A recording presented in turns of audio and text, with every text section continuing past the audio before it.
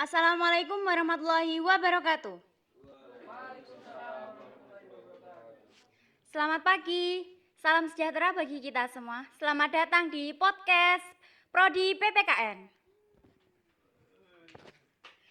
Saya senang sekali pada pagi hari ini yang cerah ini kita akan menampilkan media pembelajaran yang sangat luar biasa, yaitu media pembelajaran 3D Tembok Sejarah yang akan disampaikan oleh kelompok 1. Saya silakan. Baik, Assalamualaikum warahmatullahi wabarakatuh.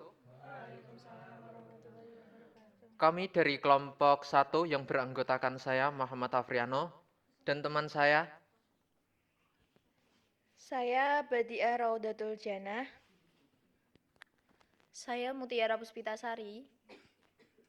yang akan memaparkan mengenai 3D tembok sejarah ini yang berbasis non-IT. Baik, kenapa kami mengambil tembok sejarah? Karena kita di sini mempunyai 3 bilik, yang dimana setiap biliknya itu menjelaskan bagaimana peran dalam melahirkan sejarah Pancasila dan bagaimana perjuangan para 9 pahlawan kita untuk memperjuangkan kemerdekaan. Baik, yang pertama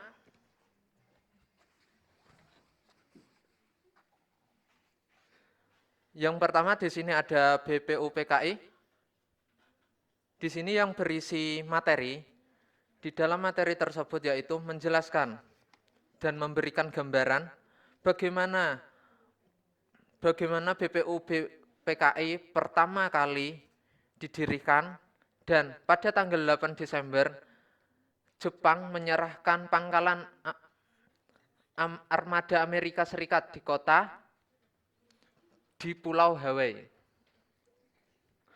Baik, di sini juga ada Piagam Jakarta yang berisikan BPUPKI dan Panitia 9. Dan ini adalah gambaran dari Panitia 9 tersebut. Dan di sini juga terdapat materi. Di dalam materi tersebut,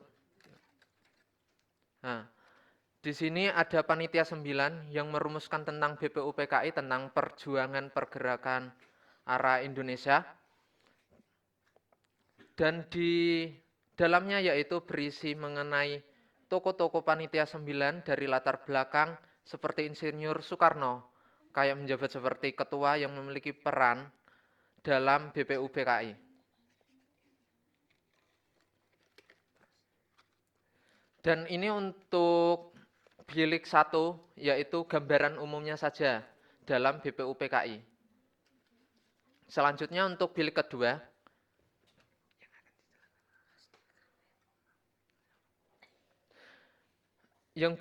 yaitu ada penetapan Pancasila sebagai dasar negara, yang dimana di dalam isinya yaitu sidang PPKI dimulai dari Dr. Andes Muhammad Hatta, ada Muhammad Hasan dari Sumatera melaksanakan suatu rapat pendahuluan tentang BPUPKI atau PPKI ini.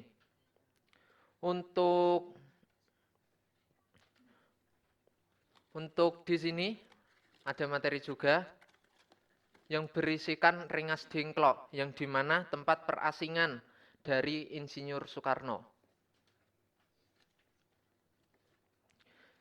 Juga sebelum adanya Rengas Dengklok, Soekarno yaitu memproklamasikan, di sini ada gambarannya kecil, yaitu berisi kami bangsa Indonesia.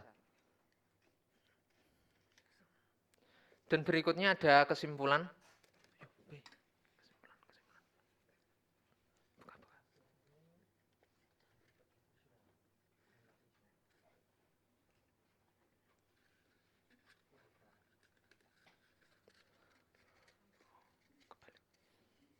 Di dalam kesimpulan tersebut, yaitu menjelaskan mengenai gambaran umum mulai dari awal hingga akhir tadi.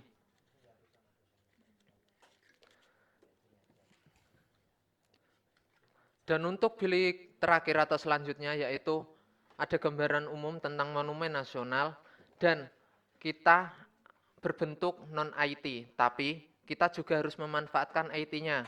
Seperti kita dari kelompok 1 yaitu membuat yang namanya quizzes. Di sini ada barcode yang bisa di-scan. Yang kedua ada YouTube. YouTube di sini yaitu memberikan gambaran umum, gambaran terperinci tentang kelahiran Pancasila dan perjuangan para panitia 9 dalam BPUPKI. Dan selanjutnya ini ada kuisis juga.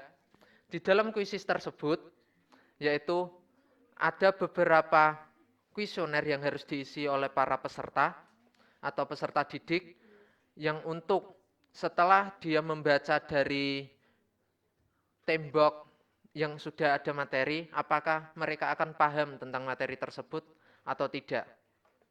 Gitu. Mungkin ada tambahan dari rekan saya.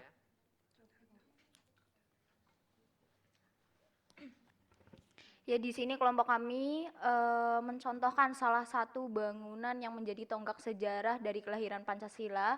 Di sini kelompok kami mengambil bangunan Monumen Nasional, di mana ini salah satu contoh bangunan yang kita ambil.